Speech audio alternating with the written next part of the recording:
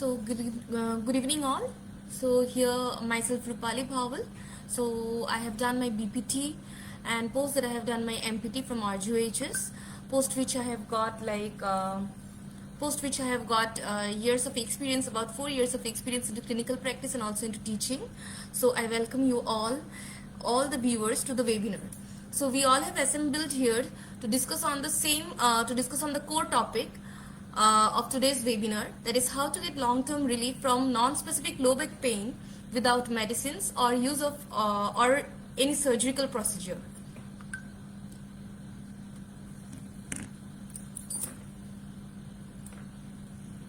So the core contents of the webinar are enlisted over the slide. So as you can check out, like what is NSLBP? That's nothing, the abbreviated form of non-specific low back pain. Next, followed by it, we are going to discuss on why traditional treatments fail and how posture movement and habitual practices like adoption of any kind of posture can affect our back or our back health and intensify our pain perception. So next, we are going to discuss on the natural process or the physiotherapeutic processes and techniques. So how to reduce pain and regain freedom and our flexibility. Also, we are going to align on some case scenarios, real life case scenarios that we have gone through my clinical practice and how we have dealt with the cases and the subjects are living pain free right now.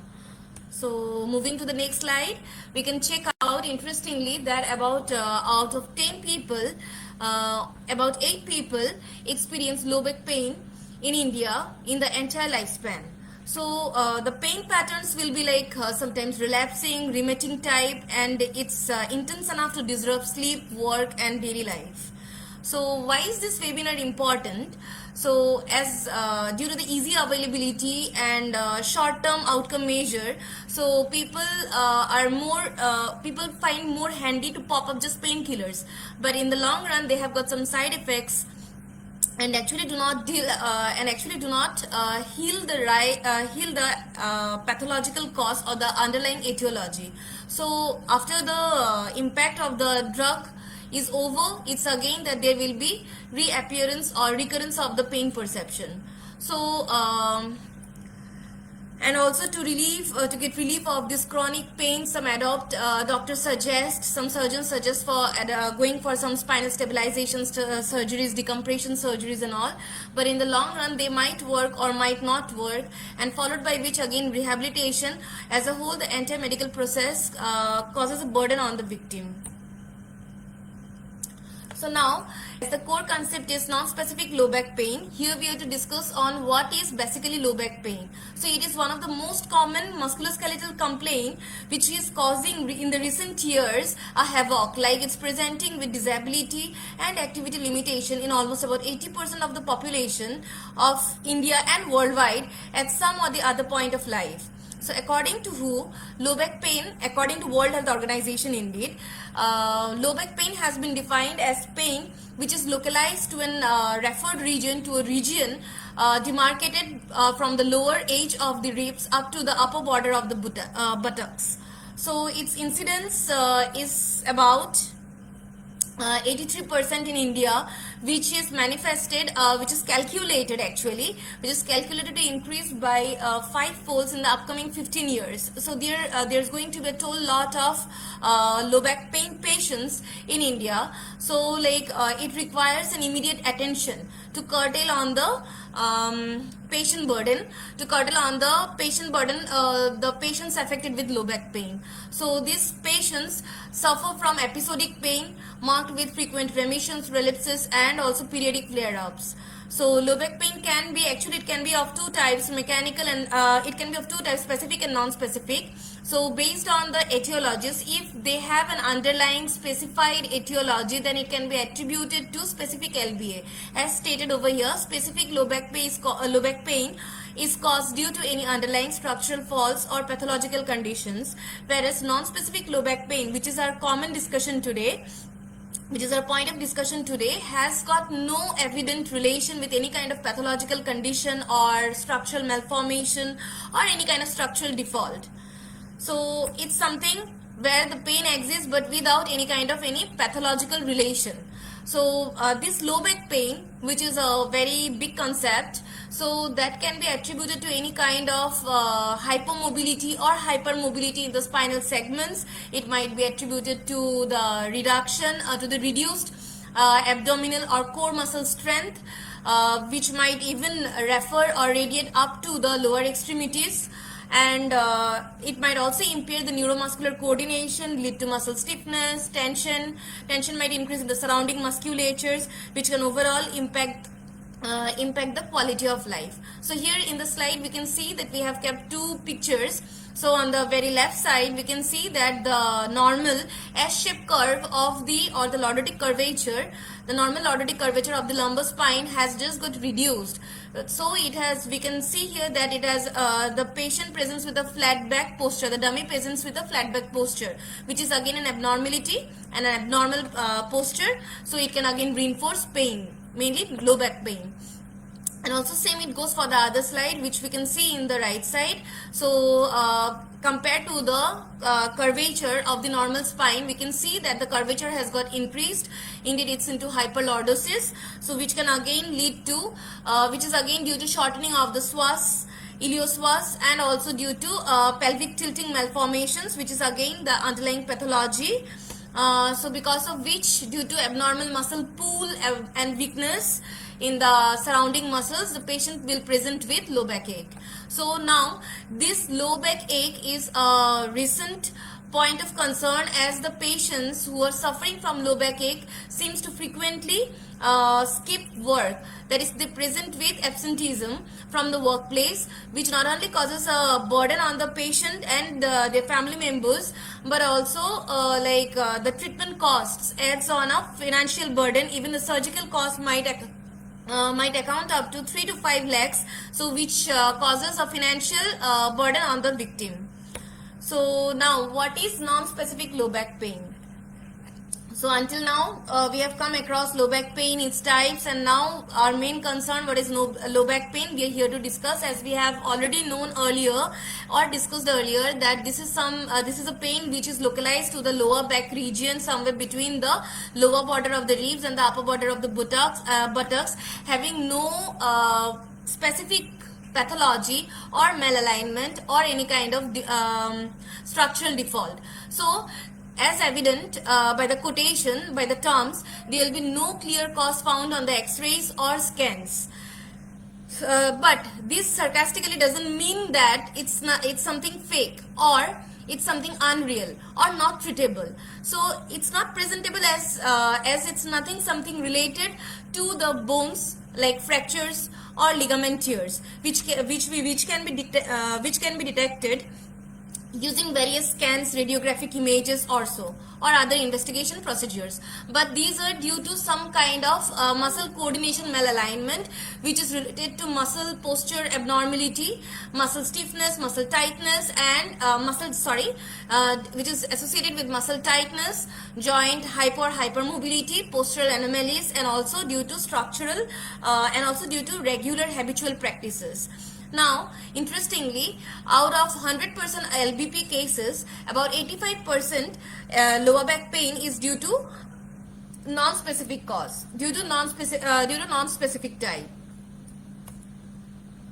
which is again attributed to some causes like the subjects, those who have prolonged sitting or prolonged standing hours, like they stand for too long hours, or those who have got weaker cores, poor lifting and carrying techniques, like repeated activities which causes like excessive stress and strain on the surrounding muscles and the ligaments, and also in sedentary people who lack movement, so they also present with non-specific low back pain. Some of the risk factors are noted over here, jotted down over here. They are like obesity, sedentary lifestyle, frequent smoking habits, repeated muscle strains, or any kind of physical exertion due to occupational factors which might be again related to poor ergonomics, prolonged sitting or standing hours, any kind of physical stressors, as we know that mind-body connection is there, so any kind of mental stressors will again induce physical fatigue also.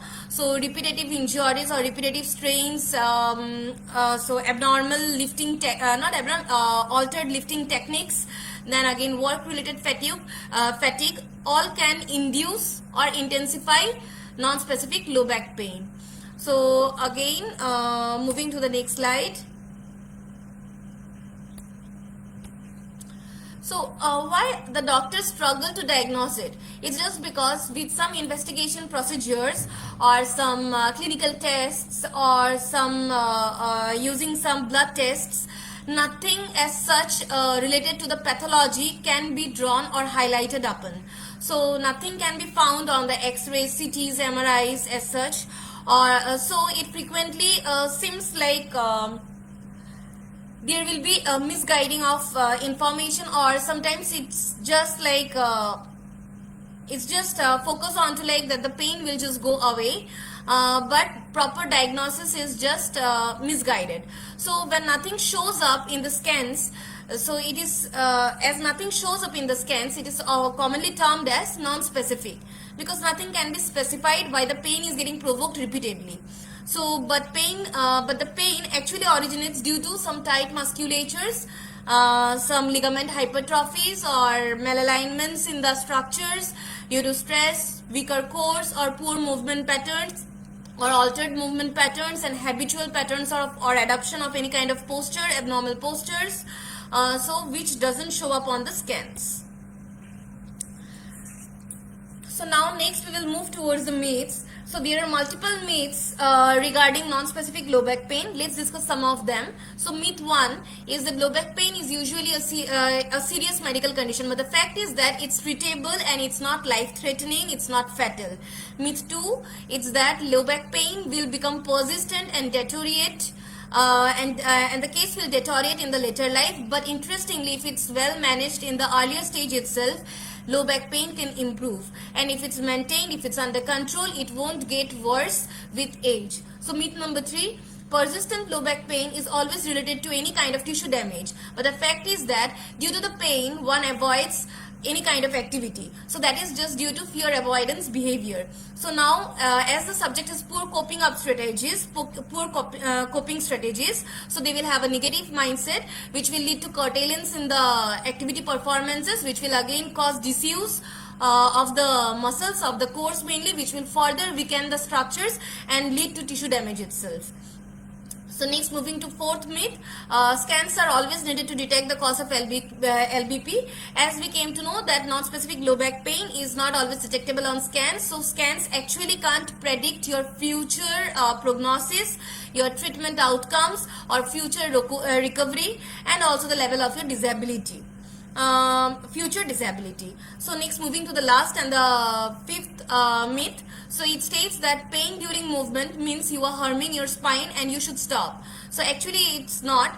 If movement is done in a controlled manner, in a graded manner, in a progressive manner, so it's actually good for the flexibility of the spine. Initially it might cause some uneasiness, but moving in a controlled manner under the guidance of some expert, so it can actually help in maintaining the flexibility of the spine and maintain the properties of the surrounding tissues. So the frequent problems that we face with traditional approaches are that are the use of painkillers. So painkillers are easy handy, but they actually don't fix the pain. As they can only subside the pain, they can only subside the intensification of the pain, but it doesn't cause or heal the pathology itself. It doesn't rule out the pathology. So it will be like turning off a fire alarm while the fire is still on, or it keeps on burning. So, and also we have got many potent side effects on the use of painkillers or NSAIDs or analgesics. So they are like, you might have some peptic ulcers, or you might present with some perforations, liver cirrhosis, kidney damages, and further on.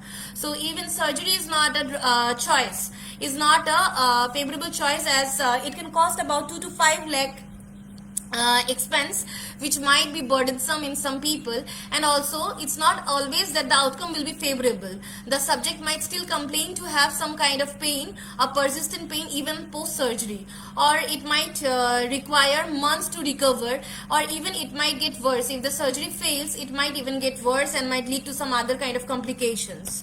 So next, as we are very much into the practice that like too much, so if there's pain we need to rest, but that shouldn't go on.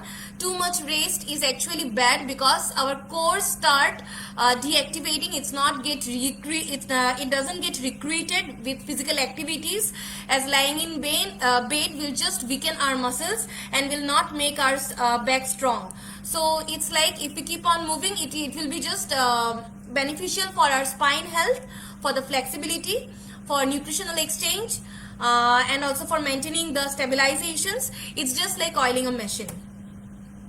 So here comes the need for a much more natural approach, an approach that will deal with the root cause and heal the pain, not only and heal the pain, not just subside the pain. So here I have just put forward into a slide like the Quebec Pain Disability Scale, which is a common scale through which all the viewers can actually screen their back health and how their back pain is actually disabling them in performing or curtailing their activity performances of daily life. So here you can grade it from the range of 0, 1, 2, 3, 4, 5, and you can know your status. So next, moving on.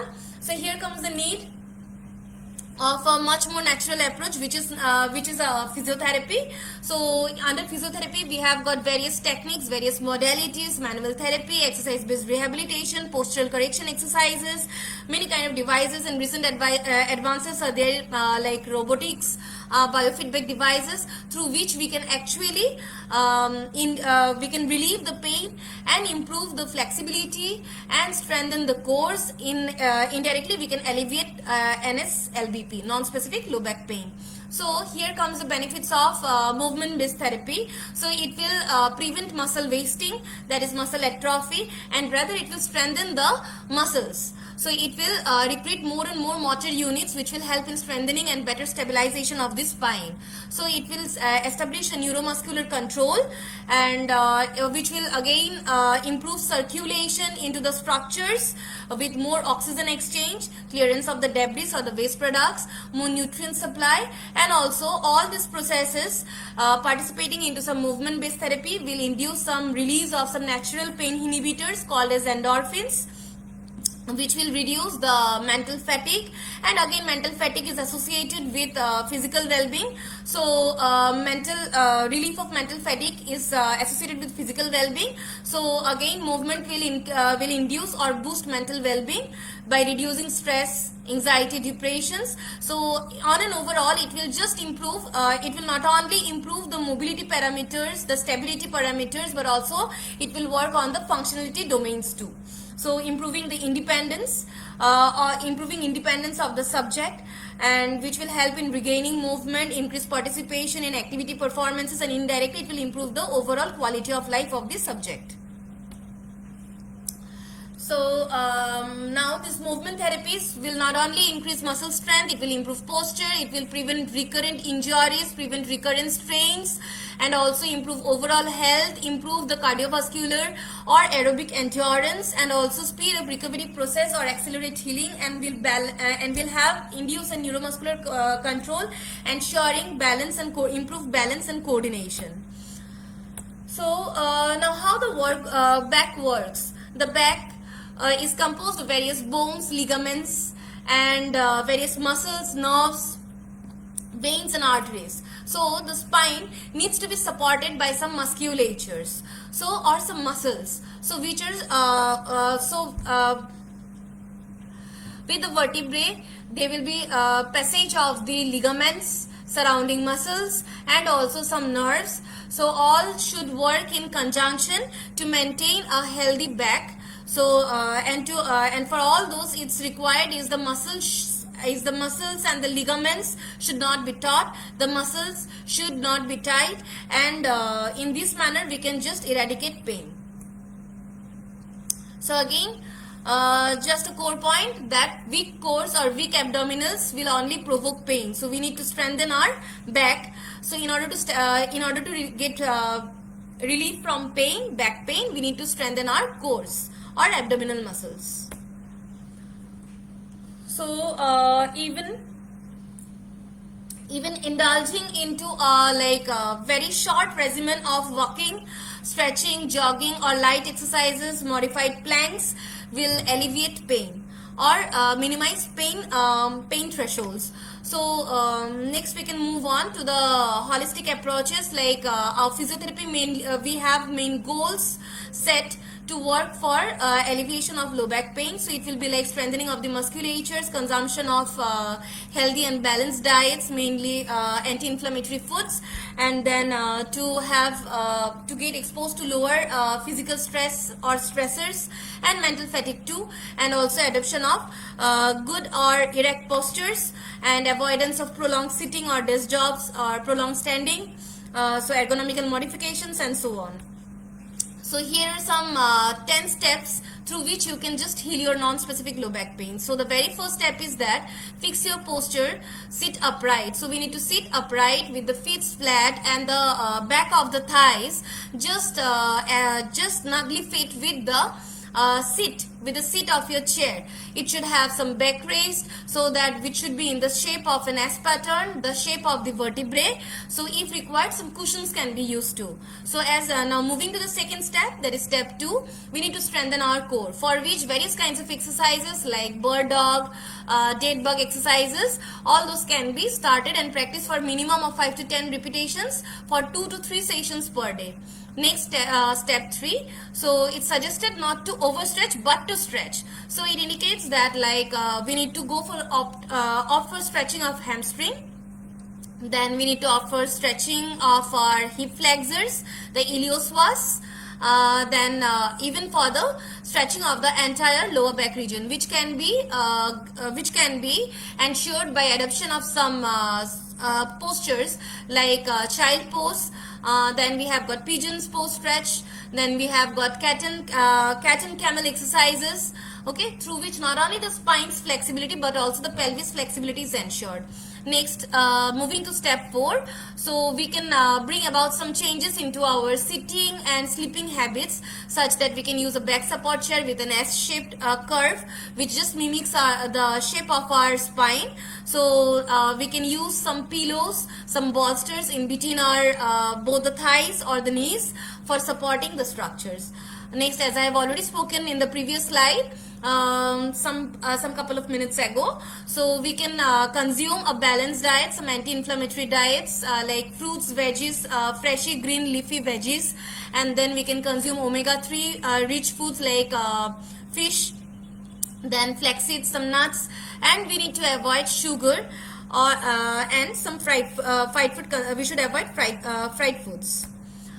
So next, moving to the step number 6, as we know that we have a mind-body connection. So in order to release mental fatigue, we can adapt for some pranayama, yoga asanas, followed by some breathing techniques. So we can opt for a 4 second of inhalation, followed by holding period or control period, and followed by 4 second of inhalation, followed by holding period for 4 seconds on the count of 4, and then followed by breathe out on the count of 4 or for 4 seconds or as longer as possible. So which needs to be repeated for about 5 times per session for about 3 times per day. So next, moving to step number 7. So it's suggested to stay active but not to overdo it. So so in order to stay minimally active, we can just practice walking session for about 20 minutes, and correct lifting technique should be trained, should be learned. We should be aware while lifting any kind of objects with proper techniques, and it's suggested that if required to avoid physical exertion, frequent rest periods can be adopted. So next, moving to step number 4, it's suggested that we should not neglect our pain, we should not skip our exercise, we should remain adherent to our exercise program, and we should be aware of frequent adaptation towards poor postures while performance of any sort of activities. Next, moving to step number 9, we should remain hydrated, we should be mindful towards our moves, towards any kind of moves. We should avoid prolonged sitting, prolonged standing, any kind of postures, and we shouldn't remain in a sedentary, we should change our lifestyle, avoid sedentary lifestyle pattern, and stay hydrated. So next, moving to step number 10, so it says that we need to be consistent, as changes don't show up suddenly, it takes time. And we need to track our minimum achievements, minimum relief of pain, and we should celebrate it. So here are some exercises that we frequently, not only exercises, some techniques that we frequently practice in physio in adjunct to some modalities like TENS, low-level laser therapy, interferential therapy, ultrasounds in case of some muscle spasms, or some contrast bath. Again, it can be used in case of some muscle spasms. So exercise with the use of some electrotherapy actually heals the cause. So here in the very first photo in the left side, you can see is the quadratus lumborum stretch. So next we have a technique called as a position release technique, which is again for the QL, quadratus lumborum, a muscle which is situated just in the posterior portion of your trunk. Next, moving to the next slide. So we can see on the very left side that dry needling technique is being implemented to relieve any kind of trigger points. So on the very right side, we can see that she is performing pigeon stretch, which will stretch the structures. Then next, moving to the next slide, we can see is the McKenzie extension, McKenzie flexion exercises, which helps in centralizing the peripheral pains or in rerouting the pains. So this can be performed. Next, we can adapt some core stabilization exercises like bird dog exercises, bridging technique, which will also improve the pelvic control. Now again, some manual techniques like lumbar, like Mulligan technique can be used. So for that we can use snacks, which will ensure increase in the range of motion. If that's a concern, then we can go ahead with the McGill's curl up exercises. So in the McGill's curl up exercises specified that it will ensure minimum spinal mobility and in the ensuring maximum stabilization, and in that mode it will just recruit the muscles, core muscles. It will strengthen the core muscles. Okay, so now moving to the previous slide, the ones that we have skipped. So here we have seen that in this slide we can actually deal non-specific low back pain if it has a referred pattern or radiculopathy, or if it's radiating through any kind of nerve root pattern. So it can be dealt with application of McKenzie exercise in addition to David Butler and Michael Shacklock's nerve mobilization techniques, so which will reduce pain and disability. So again, some more exercises like trunk rotations, cat and camel exercises can be given not only to increase the core control but also pelvic control. Now moving from the stable support exercises, we can move towards some unstable surfaces like using of gym balls, and on that some sit-up exercises can be performed, side planks, Pilates, etc. can be used, and various other techniques are there. Some recent advances are there through which we can actually help in alleviating non-specific low back pain. So during the duration of my clinical experience, since 4 years, I have seen multiple cases, and among them 2 cases I have seen. So one patient was named as Aman, aged about 40 years. So he had pain, a chronic onset of low back pain since many years. So we went through the previous mentioned the 10-step approaches and our physiotherapeutic treatment using some modalities and the manual techniques with some postural corrections, and now he is pain free and back to his regular life. And next, I would like to put forward another example of Mrs. Pooja. So she is a 35-year-old mom. So she was indicated to opt for some surgeries due to some disc derangements.